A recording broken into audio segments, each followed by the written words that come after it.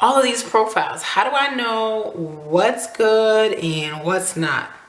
So in this video right here, I talked about how to spot a scammer. And in this video, we're going to talk about how to spot a good profile. Stay tuned.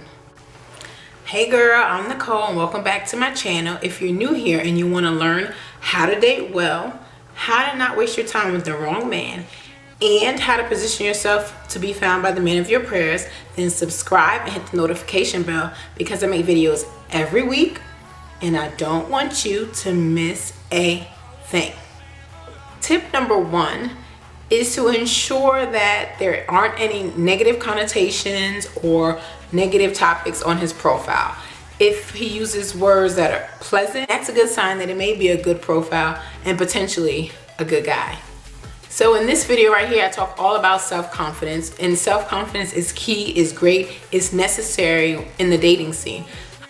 However, on a dating profile, if a guy seems really self-absorbed, then that may be a red flag that you might want to stay clear. My next tip is carefully review his profile and definitely his pictures. If most of his pictures he's in the club or the bar, I'm not saying there's nothing wrong with that, but if that is not your scene, then that may be a guy that you may want to skip over.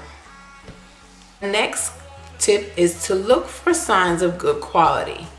For example, if a guy mentions how important his family is, how important his volunteer work is, and that he's involved in volunteer work at all. If a faith is important to you, if a guy mentions his faith, his church, things that he attends at church, that's also a good sign.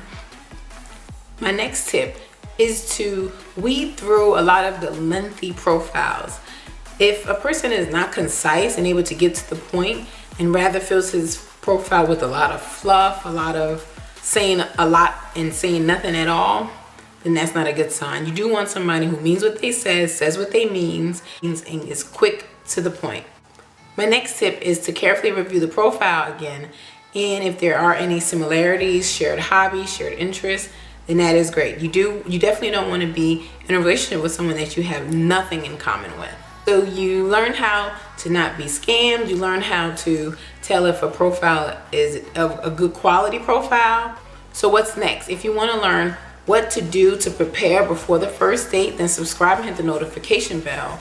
And while you wait for that video, be sure to check out these videos right here. They're all about plus size dating online. And as always, let's elevate our lives together. Later.